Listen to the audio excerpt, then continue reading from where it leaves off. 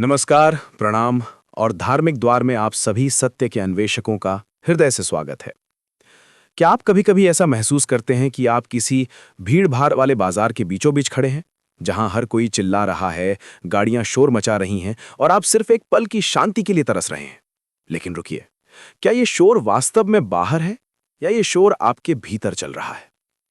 आज के इस आधुनिक युग में हम सुबह उठते ही सबसे पहले अपने मोबाइल की स्क्रीन देखते हैं। अभी आंखें ठीक से खुली भी नहीं होती कि दुनिया भर की सूचनाएं, चिंताएं और दूसरों के जीवन की चकाचौंध हमारे दिमाग के दरवाजे खटखटाने लगती है। हम कहने को तो एक कनेक्टेड दुनिया में जी रहे हैं, लेकिन विडंबना देखिए, हम अपने आप से ही डिस्कनेक्ट हो चुके हैं, यानी अपने आप से ही संपर्क टूट गया है। हमारे बड़े बुजुर्ग अक्सर एक कहावत कहते थे कि मन के हारे हार है, मन के जीते जीत। लेकिन आज की सच्चाई ये हो गई है कि मन के भागे भाग है। हमारा मन निरंतर भाग रहा है, कभी अतीत के पछतावे में तो कभी भविष्य की चिंताओं में। आज हम जिस विषय पे बात करने जा रहे हैं वो केवल एक चर्चा नहीं है, बल्कि एक औषधि है। एक ऐसी संजीवनी बूटी है जो आपके अशांत मन को वो ठंडक पहुंचाएगी जिसकी तलाश में आप न जाने कहां कहां भटक रहे हैं। आज हम बात करेंगे 19वीं सदी के महान संत, परमहंसों के भी हंस, श्री रामकृष्ण परमहंस जी की। वो संत जिन्होंने कोलाहल के बीच मौन को साधा। उन्होंने कहा था कि अगर आप अपने मन को शांत कर लें तो संसार का शोर आपको छू भी नहीं सकता। मित्रों, 2025 के इस दौर में जहां तनाव और डिप्रेशन, अवसाद एक महामारी बन चुका है, वहां रामकृष्ण जी का आंतरिक मौन या इनर साइलेंस का सिद्धांत किसी चमत्कार से कम नहीं है। ये वीडियो कोई साधारण मोटिवेशनल वीडियो नहीं है, ये एक यात्रा है, बाहर के शोर से भीतर की शांति तक की यात्रा। अगले 25 मिनटों में मैं आपको उन गहरे सूत्रों और विधियों के बारे में बताऊंगा जिनका अभ्यास स्वयं रामकृष्ण परमहंस ने किया था। हम जानेंगे कि कैसे आप अपनी 9 से 5 की नौकरी, पारिवारिक जिम्मेदारियों और इस डिजिटल दुनिया के शोर के बीच भी एक योगी की भांति स्थिर रह सकते हैं। क्या आप जानते हैं कि शांति का अर्थ ये नहीं है कि आपके आसपास कोई शोर ना हो? शांति का अर्थ ये है कि आप शोर के बीच में हों और फिर भी आप अपने केंद्र में स्थिर हों। जैसे समुद्र की लहरें ऊपर चाहे कितना भी तांडव क्यों ना करें, समुद्र की गहराइयों में हमेशा असीम शांति होती है। आज हम आपको उसी गहराई में ले चलेंगे। मैं आपसे अनुरोध करूंगा कि अपने जीवन के ये 25 मिनट आप पूरी ईमानदारी से धार्मिक द्वार को दें। अपने मोबाइल को डू नॉट डिस्टर्ब मोड पर डाल दें, क्योंकि आज हम जिस खजाने की बात करने वाले हैं उसे पाने के लिए एकाग्रता सबसे पहली शर्त है। हम शुरू करें उससे पहले एक गहरा प्रश्न मैं आपके सामने रखना चाहता हूं, जिसका उत्तर हम इस वीडियो के अंत तक खोज लेंगे। प्रश्न यह है कि जब आप अकेले होते हैं, कमरे में सन्नाटा होता है, तब भी आपके अंदर कौन बोल रहा होता है? चलिए, इस आंतरिक यात्रा का पहला कदम बढ़ाते हैं और समझते हैं कि आखिर हम इस शोर के जाल में, जिसे हम माया कहते हैं, फंसते कैसे हैं। मित्रों, इससे पहले कि हम समाधान की ओर बढ़ें, हमें समस्या की जड़ को समझना होगा। जैसे एक डॉक्टर इलाज से पहले बीमारी का निदान करता है, वैसे ही हमें यह समझना होगा कि ये मानसिक शोर, ये अशांति आखिर पैदा कहां से होती है। हमारे शास्त्रों में और विशेषकर योग वशिष्ठ में मन की तुलना एक ऐसे बंदर से की गई है जो स्वभाव से ही चंचल है। जरा कल्पना कीजिए, एक बंदर जो स्वभाव से ही एक पल भी एक जगह नहीं बैठता। उस बंदर ने मदिरा यानी शराब पी ली है, जिससे उसका नशा और बढ़ गया है। इतना ही नहीं, उसे एक बिच्छू ने काट लिया है, जिसकी जलन से वो तड़प रहा है। और अंत में उस बंदर के भीतर एक भूत भी प्रवेश कर गया है। अब आप सोचिए, उस बंदर की क्या दशा होगी, वो कितना उछल कूद मचाएगा। मेरे प्यारे दर्शकों, आज के मनुष्य का मन ठीक उसी बंदर की तरह हो गया है। ये जो बंदर है वो हमारा मन है। जो मदिरा उसने पी है वो है संसार की वासनाएं यानी डिजायर्स। जो बिच्छू उसे काटा है वो है दूसरों से ईर्ष्या यानी जेलसी। और जो भूत उसके भीतर बैठा है वो है हमारा अहंकार यानी ईगो। जब मन इन तीनों के प्रभाव में होता है तो भीतर शांति कैसे हो सकती है? एक बहुत पुरानी और प्रसिद्ध कहावत है, थोथा चना बाजे घना। इसका अर्थ है कि जो चना अंदर से खोखला होता है वो हिलने पर सबसे ज्यादा आवाज करता है। ठीक इसी प्रकार जिस व्यक्ति के भीतर ज्ञान और आत्मबोध की कमी होती है, उसका मन सबसे अधिक शोर मचाता है। हम बाहर से चाहे कितने भी शांत दिखें, अगर भीतर हम थोथा चना है यानी भीतर से खाली हैं, तो विचारों का शोर हमें कभी चैन से बैठने नहीं देगा। श्री रामकृष्ण परमहंस देव अक्सर अपनी सरल बंगाली भाषा में एक शब्द का प्रयोग करते थे, काम और कंचन। काम यानी भोग विलास और कंचन यानी सोना या धन।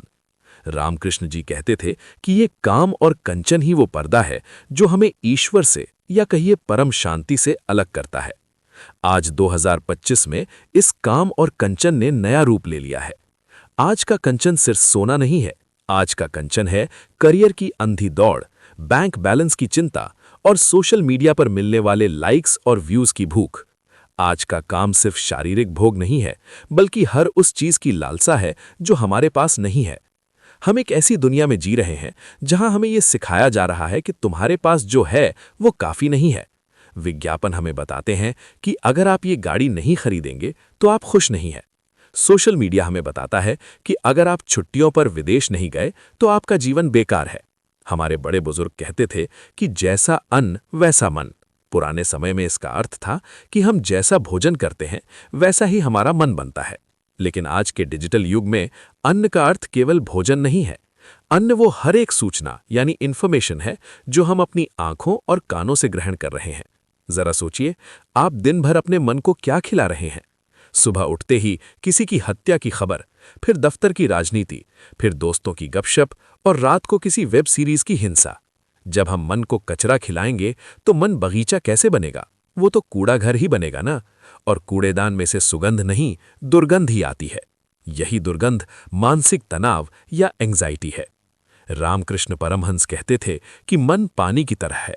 अगर आप पानी को हिलाते रहेंगे तो उसमें अपना प्रतिबिंब नहीं देख पाएंगे। प्रतिबिंब देखने के लिए पानी का स्थिर होना जरूरी है। लेकिन हम क्या कर रहे हैं? हम अपने ही मन के पानी में निरंतर पत्थर फेंक रहे हैं। कभी क्रोध का पत्थर, कभी लोभ का पत्थर। ये जो अशांति है, जिसे हम डिप्रेशन या बोरियत कहते हैं, ये वास्तव में हमारी आत्मा की पुकार है।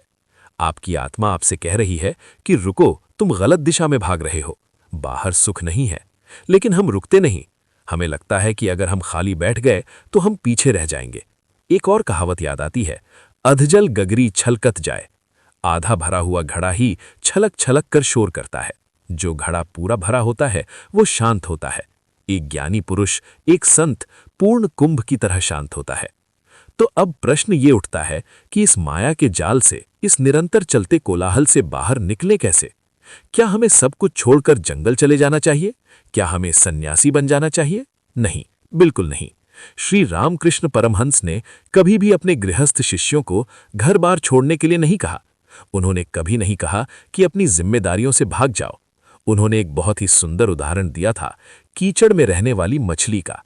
जैसे मछली कीचड़ में रहती है लेकिन उसके शरीर पर कीचड़ नहीं चिपकता, वैसे ही एक साधक को इस संसार के शोर के बीच रहना है, लेकिन उस शोर को अपने मन पर चिपकने नहीं देना है।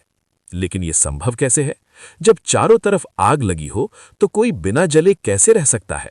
इतिहास गवाह है कि यह संभव है। और ये कैसे करना है, इसका रहस्य रामकृष्ण जी की जीवन की एक विशेष घटना में छुपा है। एक ऐसी घटना जिसने साबित कर दिया कि असली शक्ति मांसपेशियों में नहीं, मन के मौन में है। अब हम बढ़ते हैं अपने वीडियो के अगले पड़ाव की ओर, जहां हम जानेंगे उस कमल के बारे में जो कीचड़ में खिलकर भी बेदाग रहता है। मित्रों, दक्षिणेश्वर का मंदिर, मां काली का पावन धाम। कल्पना कीजिए उस दृश्य की। हजारों लोग आ रहे हैं, घंटियों की आवाज, भक्तों का कोलाहल और तर्कों वितर्कों का शोर। लेकिन उस भारी भीड़ के बीच एक व्यक्ति बैठा है जो इस शोर में भी पूर्ण एकांत में है। वो कोई और नहीं, हमारे ठाकुर श्री रामकृष्ण परमहंस हैं। रामकृष्ण जी अक्सर एक बहुत ही सुंदर उदाहरण देते थे जो आज की कॉरपोरेट दुनिया और व्यस्त जीवन शैली के लिए एकदम सटीक है। वे कहते थे, संसार में ऐसे रहो जैसे कीचड़ में कमल रहता है।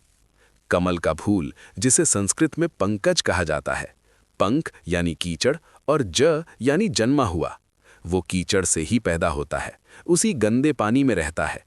लेकिन क्या आपने कभी कमल की पंखुड़ी को देखा है? उस पर पानी की एक बूंद भी नहीं ठहरती। पानी उस पर गिरता है और मोती की तरह फिसल जाता है। रामकृष्ण कहते थे कि एक गृहस्थ को, एक संसारी व्यक्ति को ऐसा ही होना चाहिए। आपका शरीर संसार में रहे, आपके हाथ काम में रहें, लेकिन आपका मन ईश्वर के चरणों में या अपनी आंतरिक शांति में डूबा रहना चाहिए। इस बात को समझाने के लिए ठाकुर एक बहुत ही व्यावहारिक दृष्टांत यानी कहानी सुनाते थे जो आपके लिए बहुत प्रासंगिक है। वे कहते थे, एक अमीर घर में काम करने वाली दासी यानी हाउसमेड को देखो। वो अपने मालिक के बच्चों को पालती है, उन्हें नहलाती है, खिलाती है और प्यार से कहती है, मेरा रामू, मेरा श्यामू। वो उन बच्चों का पूरा ख्याल रखती है जैसे वे उसके अपने हों। लेकिन यहाँ ध्यान दीजिएगा मित्रों, लेकिन अपने मन के किसी कोने में वो ये भली भांति जानती है कि ये बच्चे उसके नहीं हैं। जिस दिन नौकरी छूटेगी उसे सब छोड़कर जाना पड़ेगा। उसका असली मन, उसका असली घर तो दूर गांव में है, जहां उसके अपने बच्चे उसका इंतजार कर रहे हैं।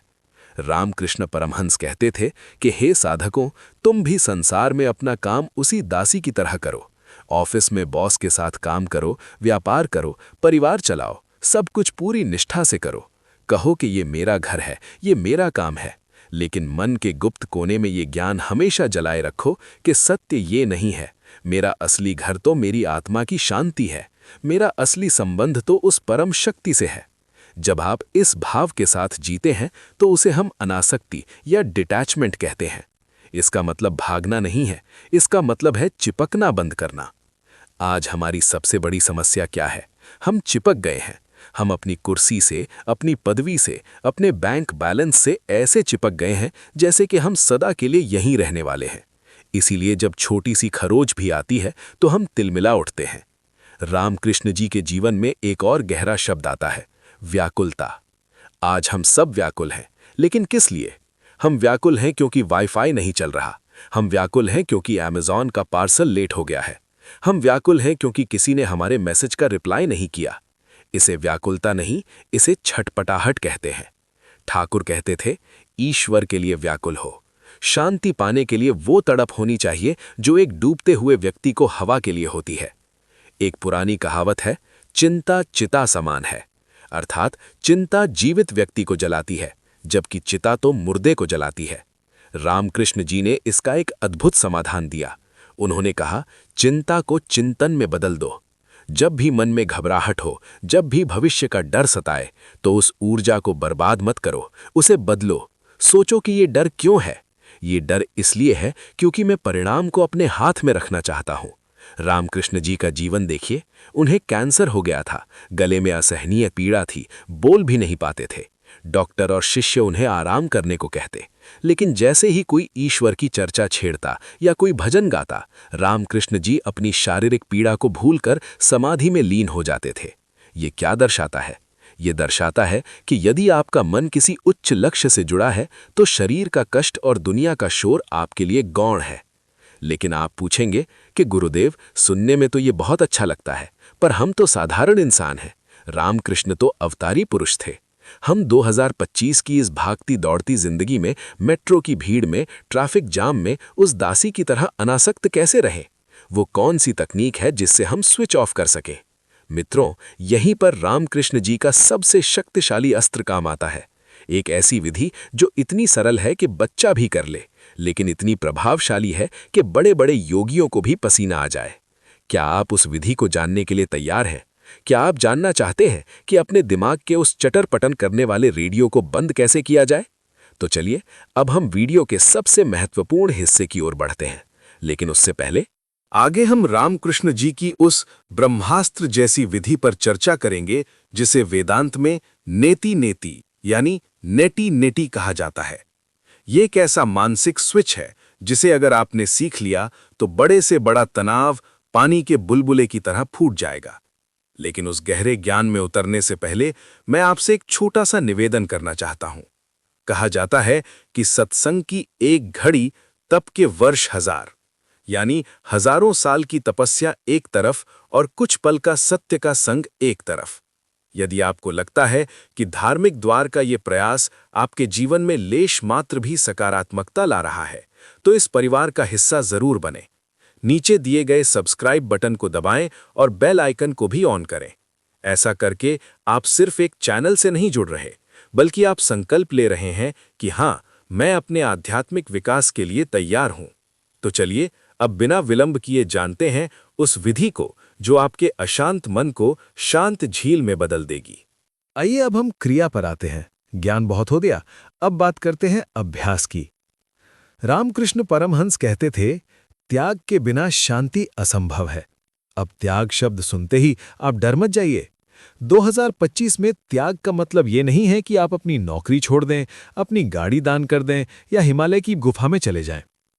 रामकृष्ण जी के अनुसार त्याग का अर्थ है मानसिक अस्वीकृति, मेंटल रिजेक्शन। इसे समझने के लिए हमारे शास्त्रों में और रामकृष्ण जी के वचनों में कछुए का उदाहरण बहुत प्रसिद्ध है। क्या आपने कभी कछुए को देखा है? जब वो चलता है तो उसके चारों पैर और सिर बाहर होते हैं, लेकिन जैसे ही उसे लगता है कि कोई खतरा है या कोई शोर है, वो क्या करता है? वो अपने अंगों को अपने ही भीतर समेट लेता है। वो अपनी सख्त खोल के अंदर चला जाता है। फिर बाहर चाहे लाठियां बरसें या पत्थर, उसे कोई फर्क नहीं पड़ता। इसे योग की भाषा में प्रत्याहार कहते हैं, यानी अपनी इंद्रियों को बाहरी दुनिया से खींचकर भीतर ले जाना। लेकिन सवाल यह है कि जब ऑफिस में डेडलाइन सिर पर हो या घर में क्लेश हो रहा हो, तो हम कछुए कैसे बने? इसके लिए रामकृष्ण जी ने वेदांत का सबसे शक्तिशाली सूत्र दिया, नेति नेति। संस्कृत में नेति का अर्थ है न इति, यानी ये नहीं, नॉट दिस, नॉट दिस। जब भी आपका मन शोर मचाना शुरू करे, जब भी चिंताएं आपको घेरने लगें, तो इस विधि का प्रयोग करें। मान लीजिए आपको किसी बात पर बहुत गुस्सा आ रहा है। आपका मन कह रहा है, उसने मेरा अपमान कैसे किया, मैं उसे छोड़ूंगा नहीं। उस समय एक साक्षी यानी विटनेस की तरह खड़े हो जाइए और अपने आप से कहिए, नेति नेति, अर्थात ये गुस्सा मैं नहीं हूं, ये गुस्सा तो मन का विकार है, मैं तो शुद्ध आत्मा हूं, मैं इस गुस्से को देखने वाला हूं, गुस्सा करने वाला नहीं। रामकृष्ण जी अक्सर प्याज का उदाहरण देते थे। वे कहते थे, जीव यानी इंसान प्याज की तरह है, पहले लाल छिलका उतारो, फिर सफेद परत उतारो, उतारते जाओ, अंत में क्या बचता है? कुछ नहीं, शून्य। वही शून्य, वही खालीपन आपका असली स्वरूप है, वही आंतरिक मौन है। जब हम अपने विचारों को मैं यानी मी और मेरा यानी माइन मानना छोड़ देते हैं, तो विचार अपनी शक्ति खो देते हैं। याद रखिए, विचार यानी थॉट्स मेहमान की तरह हैं। अगर आप उनसे चाय पानी पूछेंगे यानी उन पर ध्यान देंगे, तो वो वहीं बस जाएंगे। लेकिन अगर आप उन्हें नजरअंदाज करेंगे, नेति नेति कहेंगे, तो वो चले जाएंगे। संत कबीर दास जी ने भी कहा है, मन चंगा तो कठौती में गंगा। अगर आपका मन आपके नियंत्रण में है, तो आपको शांति के लिए किसी तीर्थ स्थान पर जाने की जरूरत नहीं है।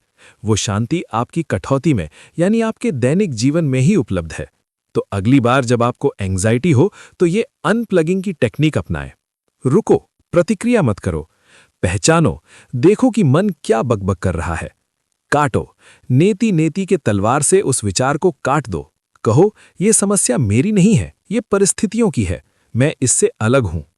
रामकृष्ण कहते थे कि जैसे नाव पानी में रहती है पर पानी नाव में नहीं आना चाहिए, वैसे ही आप संसार में रहें पर संसार आपके दिमाग में नहीं घुसना चाहिए।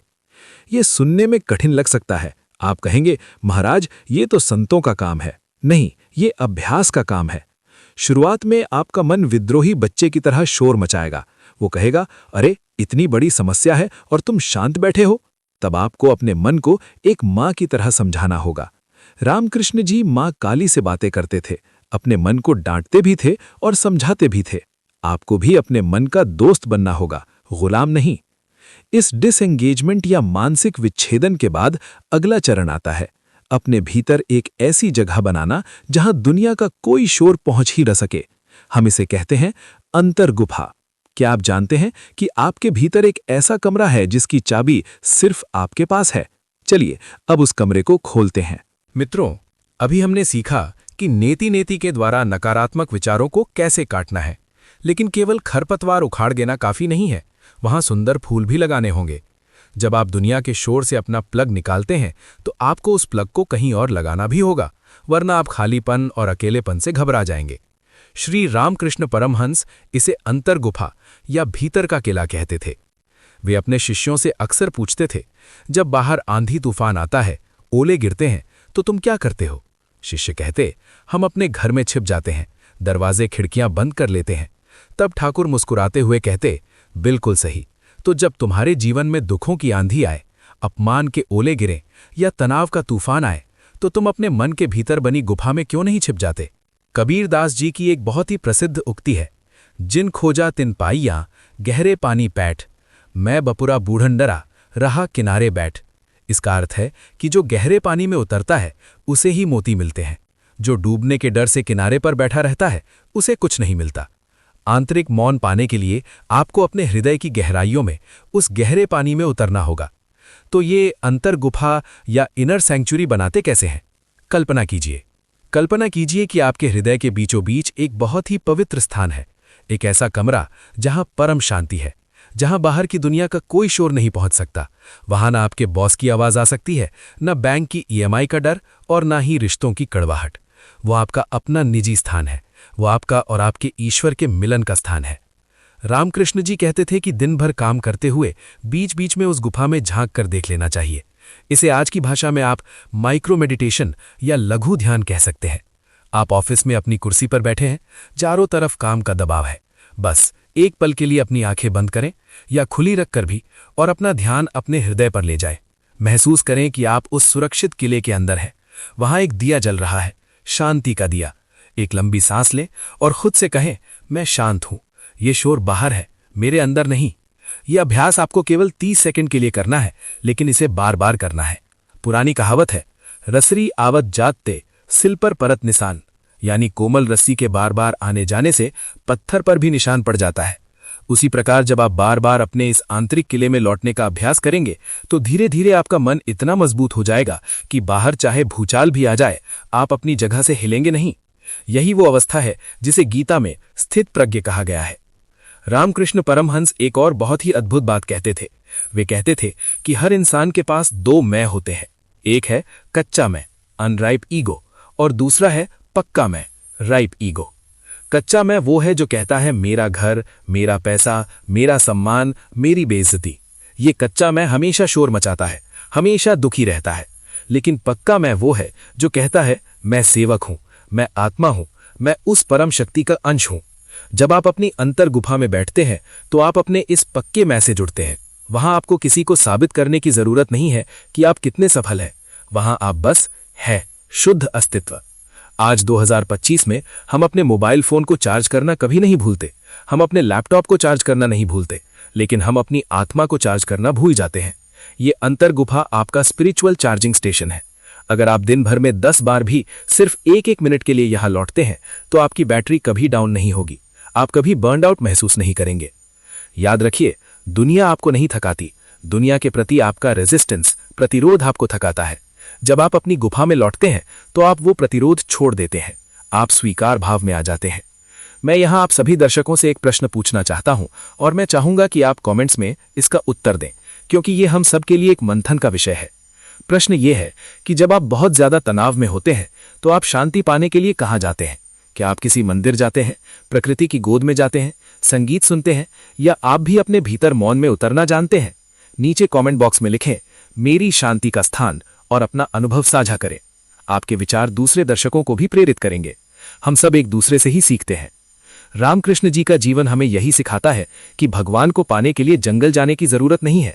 अगर आपका मन जंगल बन गया है तो आप शहर में रहकर भी भटकेंगे, और अगर आपका मन मंदिर बन गया है तो आप बाजार के बीच में रहकर भी पूजा कर सकते हैं।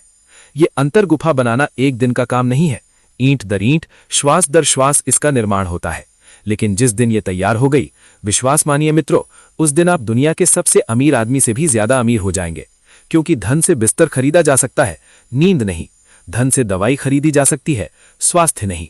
और धन से सुविधा खरीदी जा सकती है, शांति नहीं। शांति केवल इस गुफा में मिलती है। तो हमने देखा कि कैसे नेति नेति से कचरा साफ करना है और कैसे अंतर गुफा में शरण लेनी है। लेकिन अब सबसे बड़ा सवाल, इस सब को कल सुबह सोमवार से अपनी प्रैक्टिकल लाइफ में कैसे उतारें? सुबह के अलार्म से लेकर रात को सोने तक रामकृष्ण जी की इन शिक्षाओं को हम अपने टाइम टेबल में कैसे फिट करें? आइए, वीडियो के अंतिम भाग में हम आपको एक स्पिरिचुअल एक्शन प्लान देते हैं जो आपके कल को आज से बेहतर बना देगा। मित्रों, हमारे बुजुर्ग कहते थे, कथनी मीठी खांड सी, करनी विष की लोए। यानी बातें करना तो चीनी की तरह मीठा और आसान है, लेकिन उसे आचरण में लाना, उसे करना बहुत कठिन होता है। हमने रामकृष्ण परमहंस के आंतरिक मौन को समझा, नेति नेति को जाना और अंतर गुफा को भी पहचाना। लेकिन कल सुबह जब अलार्म बजेगा तो क्या हम इसे याद रख पाएंगे?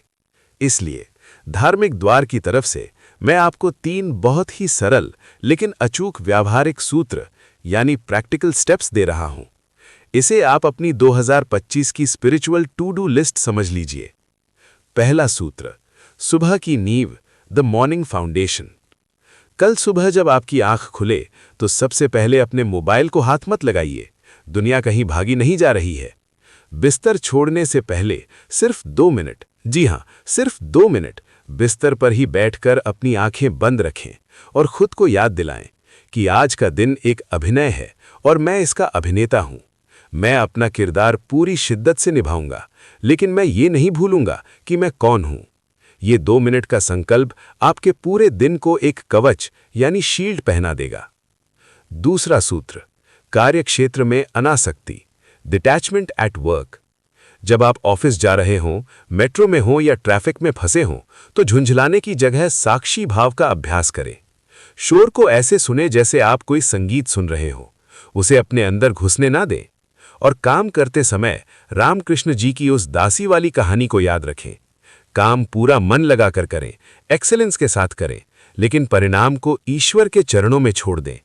जब आप परिणाम की चिंता छोड़ देते हैं तो काम का बोझ आधा हो जाता है और आपकी कार्यक्षमता दुगनी हो जाती है।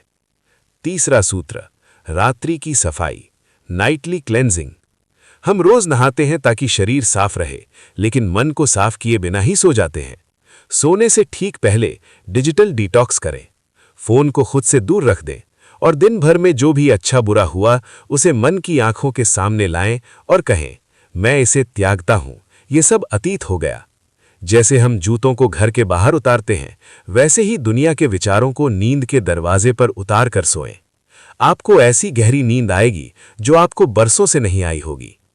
मेरे प्यारे आत्मन, श्री रामकृष्ण परमहंस का जीवन हमें यही सिखाता है कि ईश्वर या शांति आसमान में नहीं रहते, वे हमारे भीतर के मौन में रहते हैं। ये कोलाहल, ये शोर, ये भागदौड़, ये सब बाहर है।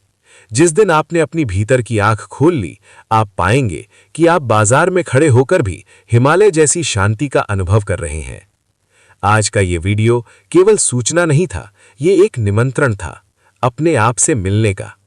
यदि आज की इस चर्चा ने आपके हृदय के किसी तार को झंकृत किया है, यदि आपको लगा है कि हां, शांति संभव है, तो इस वीडियो को लाइक जरूर करें। यह हमें बताता है कि हम सही दिशा में प्रयास कर रहे हैं। और हां, इस ज्ञान को अपने तक सीमित ना रखें, इसे अपने मित्रों और परिवार के साथ शेयर करें। हो सकता है आपका एक शेयर किसी के तनाव भरे जीवन में शांति की किरण ले आए। पुण्य बांटने से बढ़ता है। अपने अनुभव, अपने प्रश्न और अपने सुझाव नीचे कमेंट्स में जरूर लिखें। धार्मिक द्वार का ये परिवार आपके विचारों से ही समृद्ध होता है। अंत में मैं यही प्रार्थना करूंगा कि श्री रामकृष्ण का आशीर्वाद हम सब पर बना रहे। आपके भीतर का शोर थमे और आप उस परम आनंद, उस परम मौन को उपलब्ध हों। अगले वीडियो तक अपने भीतर के दीपक को जलाए रखें। हंसते रहें, मुस्कुराते रहें और अपने धर्म के द्वार को खटखटाते रहें।